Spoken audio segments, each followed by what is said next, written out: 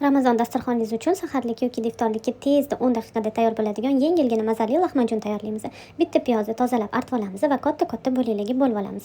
Bizga qizil va yashil bolgarskiy hamda chesnok kerak bo'ladi. Qizil, yashil bolgarskiylarimizni ham xuddi shu ko'rinishda katta qilib to'g'rab olamiz. Chopperimizga petrushka, bolgarskiy, piyoz, chesnokka va ozgina o'simlik yog'ini solamiz va chopperda однородный massa bo'lguncha yaxshilab aralashtirib olamiz. Massamiz xuddi shu ko'rinishga kelgandan keyin idishimizga solamiz. Ustidan tuz, koreyskiy tuz, qizil paprika hamda maydalangan murch solib, qiymani solib, yaxshilab aralashtirib olamiz. Tayyor. Endi bizga shunaqa xamir kerak bo'ladi. Lavashga dumalog'ini olasizlar, 2 qoshiqdan solib, yoyib chiqasizlar. Men yangi olgan Life Smile'dan shunaqa blinitsamda pishirdim. Diagonal 24 sm, shunaqa zo'r tezgina pishirib berar ekan.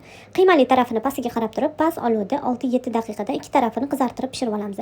Ishoning, shunaqangi yengil, mazali, maza qilib yeydigan lahmajun tayyor bo'ladi. Xohishga ko'ra petrushka, qizil piyozli, limon suvlarini siqasiz va bemalol tanovul qilsangiz bo'ladi. Oila a'zolaringizga yoqishi aniq. Shu videoni oxirigacha ko'rgan bo'lsangiz, like bosib qo'ying, sahifamga obuna bo'ling va bu videoni do'stlaringizga yuborib qo'yish esingizdan chiqmasin.